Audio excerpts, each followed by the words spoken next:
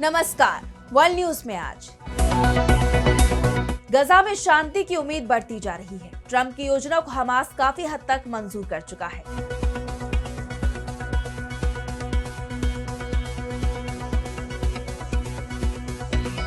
Trump का दावा है 3000 साल पुराना विवाद अब सुलझने वाला है, लेकिन इजराइल जरूर शांति के लिए तैयार नहीं दिख रहा है। उसने ट्रंप के सीजफायर के ऐलान के बाद भी गजा पर हमले जारी रखे हुए हैं।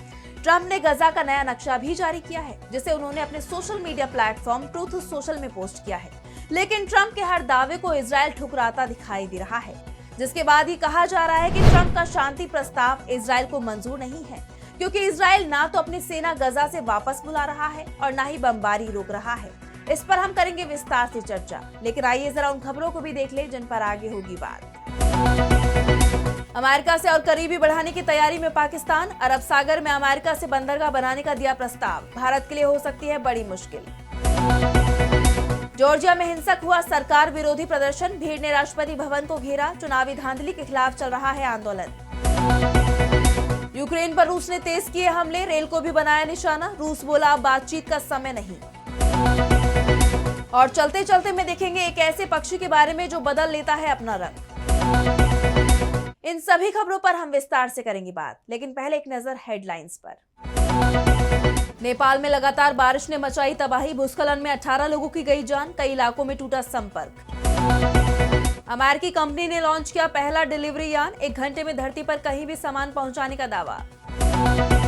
बंद होने के बाद फिर खुला जर्मनी का म्यूनिख एयरपोर्ट। ड्रोन देखे जाने के बाद उठाया था कदम। अधिकारियों ने दी जानकारी।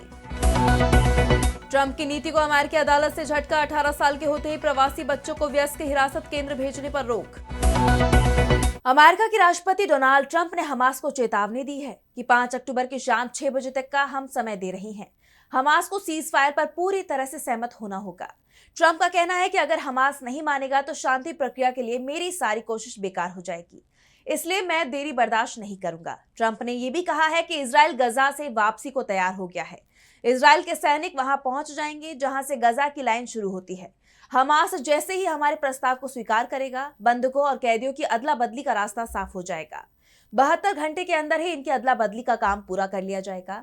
ये कदम हमें 3000 साल पुराने इस संकट के अंत के करीब ले जाएगा। ट्रंप ने यह भी दावा किया है कि इजराइल ने गजा पर बमबारी रोक दी है, जिससे शांति समझौता लागू हो सके। लेकिन ट्रंप का ये बयान अधूरा लग रहा है। ये भी कह सकते हैं कि इसमें सिर्फ हमास को धमकी दी जा रही है, जबकि इजराइल को लेकर नरमी का रुख बना हुआ है, क्योंकि ट्रंप ने जो कुछ इजराइल के बारे में कहा है, इजराइल उनमें से किसी भी बात को नहीं मान रहा है। ट्रंप ने दावा किया कि इजराइल ने गजा में बमबारी रोक दी है, लेकिन ट्रंप के इस ऐलान के बाद गजा में इजराइल की बमबारी में 70 से ज्यादा लोगों की जान चली गई।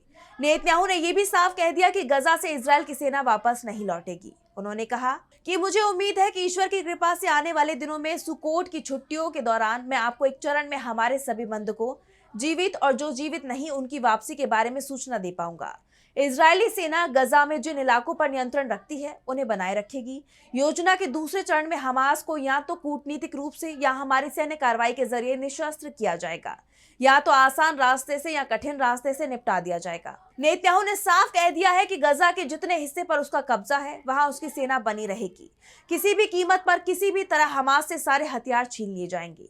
नेतन्याहू का यह बयान एक तरह से ट्रंप के दावे को खारिज कर रहा है, जो इजराइल की सेना की वापसी की बात कह रही हैं। ट्रंप का बयान और उस पर नेतन्याहू की प्रतिक्रिया और इन सब के बीच गजा में चल रहे इजराइल के हमले ने कई सवाल छोड़ दिए हैं। ट्रंप के बारे में तो ये भी सभी को पता है कि वो अपने बयान से इतनी जल्दी यूटर्न ले जाते हैं कि उनके करीबियों को भी भरोसा नहीं होता है। ऐसे में ट्रंप के बयान पर हमास कितना भरोसा करेगा, ये बातचीत की टेबल पर ही साफ हो पाएगा। और ये बातचीत 6 अक्टूबर को हमास और इजराइल के प्रतिनिधियों के बीच मिस्र में शुरू होगी, और इस बातचीत के बाद ही गजा का भविष्य तय होगा। इस बीच इजराइल के अंदर नेतन्याहू का विरोध भी बढ़ता जा रहा है। इजराइल के लोगों को ही अपने प्रधानमंत्री पर भरोसा नहीं है। तेल अवीव में हजारों लोग सड़कों पर उतर आए। बंधकों के परिवारों और उनके समर्थकों ने अमेरिकी राष्ट्रपति डोनाल्ड ट्रंप की शांति योजना पर तुरंत एक्शन लेने की मांग की है। बंधक और लापता परिवार फोरम ने दावा किया है कि करीब 1,20,000 लोग हॉस्टेज स्क्वायर पर जमा हुए हैं। प्रदर्शनकारियों के बैनर पर लिखा था कि अभी या कभी नहीं। तो दूसरी तरफ इटली, स्पेन सहित यूरोप के कई देशों में इजराइल के खिलाफ विरोध प्रदर्शन हुए हैं, जिसमें इजराइल से गजा में तुरंत बमबारी रोकने की डिमांड की गई है। और अब बात पाकिस्तान की। पाकिस्तान इस समय कई नाव में एक साथ सवारी कर रहा है और सबसे बड़ी बात तो यह है कि इस समय वो अपनी इस रणनीति में कामयाब भी होता दिखाई दे रहा है। भविष्य में जरूर उसे नुकसान हो सकता है, लेकिन फिलहाल पाकिस्तान खुद को दुनिया की नजरों के बीच में बनाए रखने में कामयाब होता दिखाई दे रहा है। हाल ही में उसने सऊदी अरब के साथ सुरक्षा समझौता किया था। पाकिस्तान का कहना है कि ये डील नेटो की तर्ज पर की गई है, जिसमें जंग के दौरान दोनों देश एक साथ लड़ेंगे, हमला किसी पर हो। और अब पाकिस्तान ने अमेरिका को भी अपने पाले में करने की तैयारी कर ली है। ट्रंप सरकार को बड़ा ऑफर दिया है, लेकिन ये ऑफर पाकिस्तान की सरकार की तरफ से नहीं दिया गया है, बल्कि ये दिया गया है फील्ड मार्शल असीम मुनीर की तरफ से। मुनीर के सलाहकारों ने ट्रंप प्रशासन के अधिकारियों को प्रस्ताव दिया है, जिसमें अरब सागर में अमेरिका को एक बंदरगाह बनाने और उसे चलाने के लिए कहा गया है। फाइनेंशियल टाइम्स ने अपनी रिपोर्ट में दावा किया है कि ये नागरिक बंदरगाह बलूचिस्तान के ग्वादर जिले के पासनी शहर में स्थित होगा। योजना के हिसाब से अमेरिका पासनी में पाकिस्तान के महत्वपूर्ण खनिजों की पहुंच के लिए बंदरगाह पर एक टर्मिनल का निर्माण और संचालन करेगा। बलूचिस्तान प्रांत का ये शहर अफगानिस्तान और ईरान की सीमा से लगा हुआ है। आपको पता है कि हाल ही में पाकिस्तान के प्रधानमंत्री शहबाज शरीफ और फील्ड मार्शल असीम मुनीर ने अमेरिका के राष्ट्रपति डोनाल्ड ट्रंप से व्हाइट हाउस में मुलाकात की थी। इस मुलाकात की एक तस्वीर भी जमकर वायरल हो रही है, जिसमें मुनीर ट्रंप के सामने एक बॉक्स में मौजूद दुर्लभ खनिज के बारे में बता रही हैं, जो बलूचिस्तान में मौजूद बताया जा रहा है। इस मुलाकात में शरीफ ने खनन और ऊर्जा क्षेत्रों में अमेरिकी कंपनियों से निवेश की भी अपील की थी और अब अमेरिका से एक बंदरगाह का निर्माण करने और उसका संचालन करने का न्योता भी दे दिया है। लेकिन पाकिस्तान के इस प्रस्ताव से चीन को जरूर चिंता दिखाई दे रही है, क्योंकि ग्वादर में चीन ने पहले ही बंदरगाह का निर्माण किया है। इसके लिए उसने पाकिस्तान में कई अरब डॉलर का निवेश किया है। ऐसे में अगर चीनी पोर्ट के पास अमेरिकी पोर्ट का निर्माण होता है, क्योंकि अमेरिका को जिस पोर्ट के निर्माण के लिए न्योता दिया गया है वो भी ग्वादर में ही है, तो इससे चीन को झटका लगना तय है। और अब अगली खबर में बात करेंगे एक और देश में होते प्रदर्शन की। नेपाल और बांग्लादेश के बाद अब एक और देश में राष्ट्रपति भवन विपक्ष के निशाने पर आ गया है। मामला जॉर्जिया का है, जहां सरकार के खिलाफ बगावती सुर देखने को मिल रही हैं। देश में लोकल चुनाव हुए। स्थानीय निकाय चुनावों को आज ज्यादातर विपक्षी दलों ने बहिष्कार किया, जबकि सत्तारूढ़ पार्टी ने अधिकांश नगरपालिकाओं में भारी बहुमत से जीत का दावा किया। आलोचकों का कहना है कि ये चुनाव विरोधियों को दबाने और लोकतंत्र को कमजोर करने की रणनीति रही है। अंतर्राष्ट्रीय पर्यवेक्षकों ने इन चुनावों को न्यायसंगत नहीं करार दिया है और नए चुनावों की मांग की है। विरोधियों का आरोप है कि सत्तारूढ़ पार्टी जॉर्जियन ड्रीम ने 2024 के संसदीय चुनावों में धांधली की, जिसके बाद चुनाव में धांधली और भ्रष्टाचार को लेकर लोगों का गुस्सा फूट पड़ा।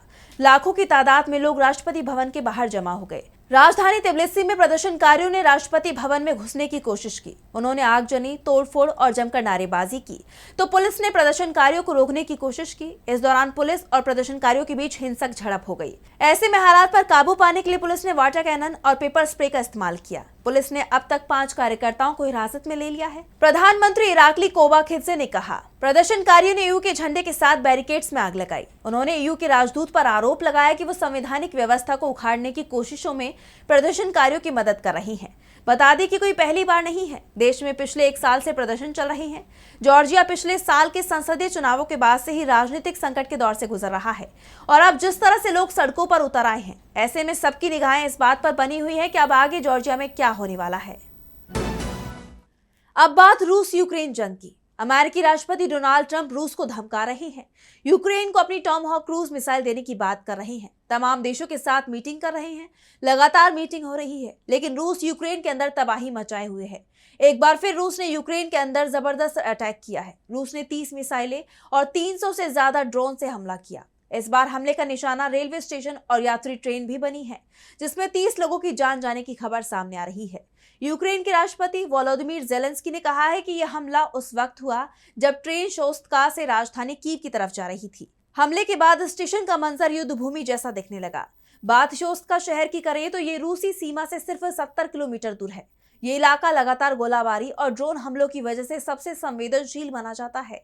यूक्रेन के उप प्रधानमंत्री ओलेक्सी कुलेबा ने कहा कि रूस ने 2 यात्री ट्रेनों पर एक के बाद एक ड्रोन अटैक किया। पहले एक स्थानीय ट्रेन पर और फिर कीव जा रही ट्रेन पर। हमले में एक यात्री कोच पूरी तरह से जल गया, जबकि बाकी कोचों की खिड़कियां टूट गई। यूक्रेनी सरकार का कहना है कि यह हमला रूस के सर्दियों के हथियार अभियान का हिस्सा है, जिसमें रूस बिजली ग्रिड और रेल नेटवर्क को बार बार निशाना बना रहा है, जिससे यूक्रेन की आपूर्ति व्यवस्था ठप पड़ जाए।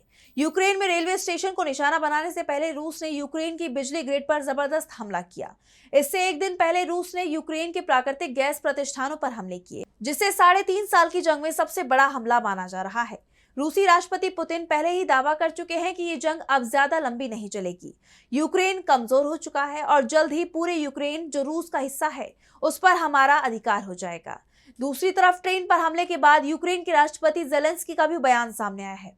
उन्होंने कहा है कि बातचीत का समय निकल चुका है, अब कुछ करने का समय है। लेकिन जेलेंस्की की उम्मीदें सिर्फ अमेरिका पर टिकी हुई हैं। अमेरिकी मदद के बिना जेलेंस्की ज्यादा समय तक टिक नहीं पाएंगे। और जिस तरह से रूस एक के बाद एक गांव और शहरों पर कब्जे करता जा रहा है, वैसे ही जल्द ही रूस की सेना कीव तक भी पहुंच सकती है। और अब चलते चलते में बात करेंगे रंग बदलने वाली बाज की। आपने गिरगिट को रंग बदलते हुए देखा ही होगा, लेकिन क्या आपने कभी किसी पक्षी को रंग बदलते हुए देखा है? हमारे ही देश के घने जंगलों में हाल ही में एक ऐसा ही शिकारी पक्षी मिला है जिसके बारे में काफी कम लोगों को पता है। जी हाँ, यह है तो एक बाज, लेकिन ये कोई आम बाज नहीं है। इसका वैज्ञानिक नाम निसाइटस सिरहेटस है, लेकिन इसे हिंदी में मोरघार कहते हैं और सामान्य तौर पर इसे चेंजेबल हॉक ईगल कहा जाता है। ये बाज अपनी पीठ का रंग बदल सकता है, पहले भूरा, उसके बाद सुनहरा और फिर डार्क। ऐसा करके ये बाज खुद को अपने शिकार और दुश्मनों से छिपा लेता है। ये बाज ज्यादातर वक्त शोर या किसी तरह की आवाज नहीं करता, बिल्कुल चुपचाप रहता है। पर जब ये शिकार करता है तो इसकी रफ्तार बिजली की तरह होती है। इसकी आंखें इतनी तेज हैं कि ये छोटे स्तनधारी गिलहरी, चूहे, यहाँ तक कि सांप और छिपकलियों को भी पलक झपकते ही पकड़ लेता है। इसकी मजबूत चोंच और पैने पंजे इसे जंगल का बेताज बादशाह बनाते हैं। ये शिकारी बाज घने और ऊंचे पेड़ों पर रहता है और इसकी सबसे खास बात है कि इसके सिर पर 10 से 14 सेंटीमीटर लंबी एक सुंदर शिखा की मौजूदगी है। ये शिखा इसे बाकी सभी बाजों से अलग बनाती है। ये बाज बहुत कम दिखाई देता है, इसलिए इसे देखना काफी दुर्लभ होता है। हालांकि अब इनकी संख्या कम है, इसलिए इसे बचाने की बहुत ज्यादा जरूरत है। ये बाज दुधवा नेशनल पार्क, असम के कांजीरंगा और उत्तराखंड के कॉर्बेट नेशनल पार्क में आपको देखने को मिल जाएगा। तो आप इस बाज से मिलने नेशनल पार्क में कब जा रही हैं? तो फिलहाल के लिए वर्ल्ड न्यूज में बस इतना ही। देश और दुनिया की तमाम बड़ी खबरों के लिए देखते रहिए DB लाइव। नमस्कार।